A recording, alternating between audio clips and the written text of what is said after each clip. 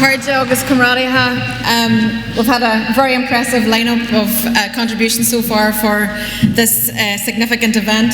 And can I just say, you are all so very, very welcome. It does your heart good when you walk into a room full of Republicans and see people come from the length and breadth of the country, but indeed people here from our international friends, people from further afield. So you're all so very, very welcome to what is a very significant anniversary event. It was here in the Mansion House that the first Dáil met and asserted the national freedom and independence of the Irish people.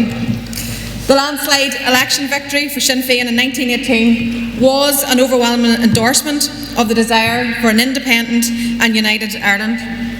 The Sinn Féin MPs abstained from Westminster and established the first Dáil in an unequivocal act of national self-determination.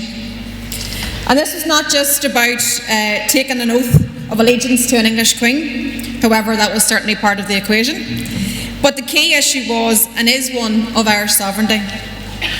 It was about making a bold statement by their very absence, because we as Irish Republicans believe in the sovereignty of the Irish people. We're opposed to monarchies and elites of all kind, and those who voted for Sinn Féin in election after election see no disadvantage whatsoever in our MPs being abstentionists, because they know that active abstentionism is about energetically representing citizens and providing strong Republican leadership.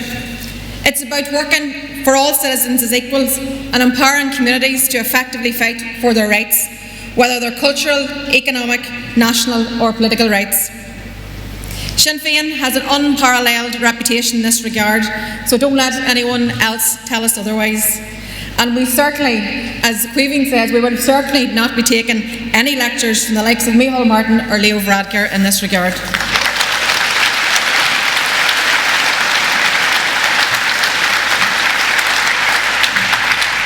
The vision of the proclamation, the courage, the generosity of the men and the women of 1916 and of those who met in this building 3 years later contributed to the production of that democratic programme of the first Dáil. The Irish Republic, established here 100 years ago, was based on the proposition that the people are sovereign, that the public right and welfare comes before the interest of property and profit. A real republic where people are citizens and not subjects, where they have fundamental rights, not arbitrary privileges, where there is equality, not elitism, and where there is unity, not partition and division.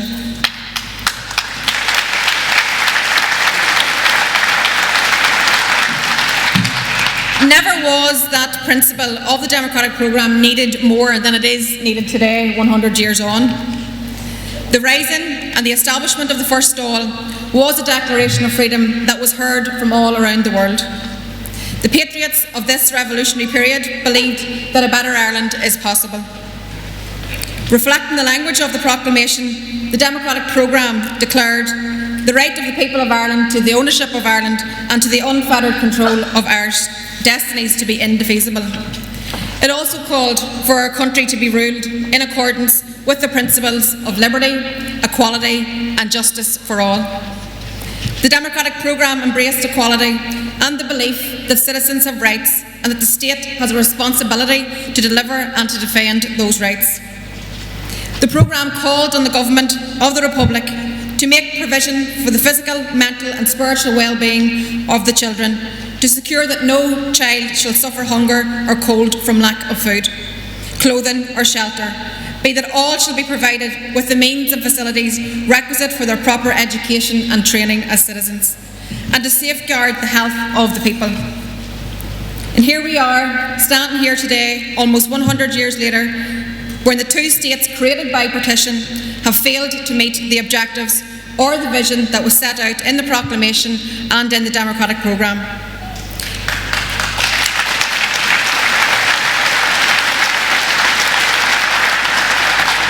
What partition did was to create two narrow, conservative, elitist sectarian regimes.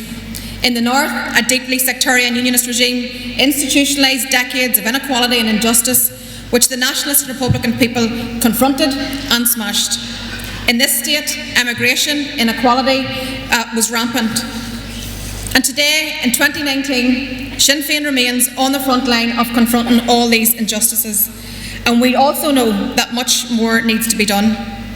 We are for a new Ireland that builds, that repairs, that organises this society into one that is democratic and inclusive and based on equality, freedom and social solidarity. A new republic that embraces the ethos of the Proclamation and the Democratic Programme, that shares its wealth more equitably, that looks after its aged and its young, that provides full rights for people with disabilities, liberates women and delivers the highest standards of public services accessible to every citizen. There are immediate challenges facing those of us who want a united and independent Ireland. And these include getting the Irish Government to change its policy from one of acquiescing to the union with Britain to one of becoming a persuader for Irish unity. It's about getting the Irish Government to prepare and begin preparations for Irish unity. And lastly, it's about engaging with those of an Ulster British identity on the type of Ireland that we want to create. I believe that the opportunities for real change are within our grasp. I also believe that it's our job to go out and grab onto them. Sinn Féin, with others, can unite our people, to unite our country, to help build and shape and lead a new, modern and progressive Ireland, one in which all identities, all traditions have a place and the opportunity to contribute to our shared nation together. Because Sinn Féin is about transforming Ireland and uniting the country for everyone. This is our raison d'etre as a political movement. We don't want to hark back to the days of the past. We're not sentimentalists, we're realists. We want to build, shape and be part of leading that new Ireland. We don't want to face inwards and talk to ourselves. We want to face outwards. We want to talk to others. We want to convince people who want to be convinced about a new Ireland. And we need to face outwards and listen to those that don't want it. Because it's our job to persuade those people, to persuade sectors and communities of why it's in their best economic interest and their political interest to share power on this island together.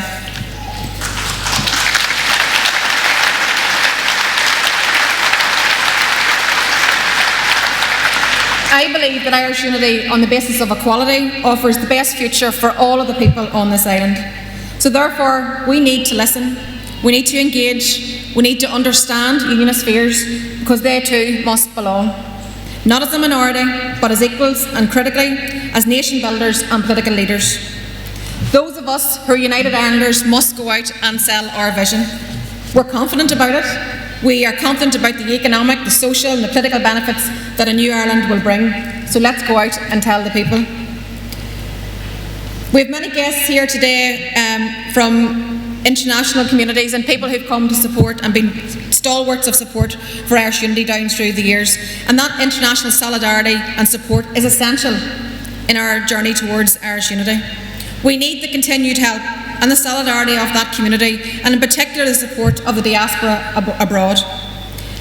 And I think a key issue for the diaspora in the months ahead is going to be the issue of presidential voting rights, where they have an opportunity to influence people who will have a vote, to make sure that those people who were forced to emigrate, generations of people that were forced to emigrate down through the years, have a say in electing the president in the future.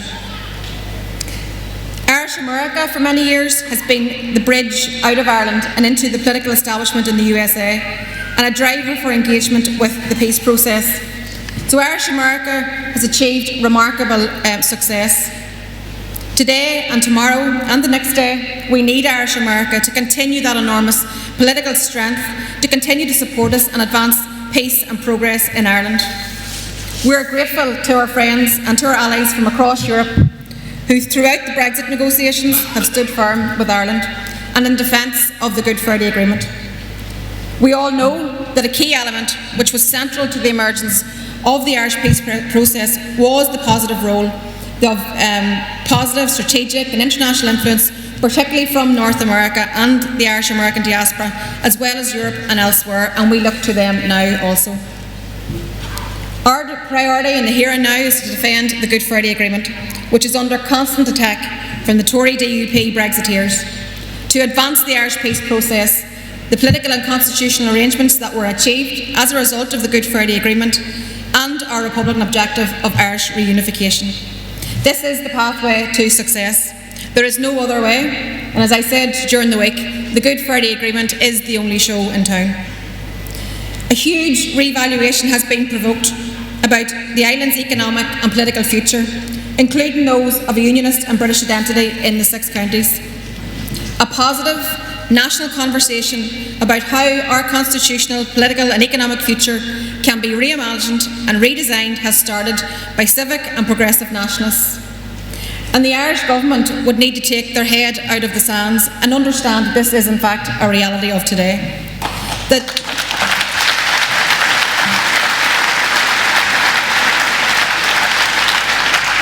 They need to understand that the political and demographic landscape on the island is changing, and they must fulfil their constitutional obligations by planning for constitutional change and for a referendum on Irish unity.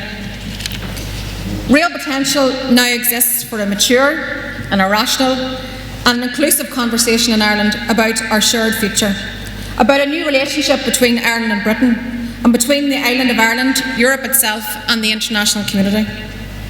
Ireland's future, north and south, should be allowed to evolve in the context of new, progressive, democratic international relationships based on social solidarity and mutual democratic cooperation.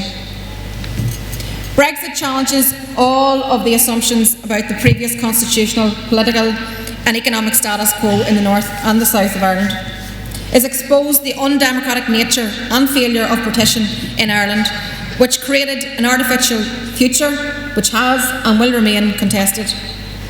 The fulcrum of the Brexit crisis is the border in Ireland, and a strategic opportunity exists to maximise the democratic argument for an end to partition and to persuade for Irish unity both domestically and internationally.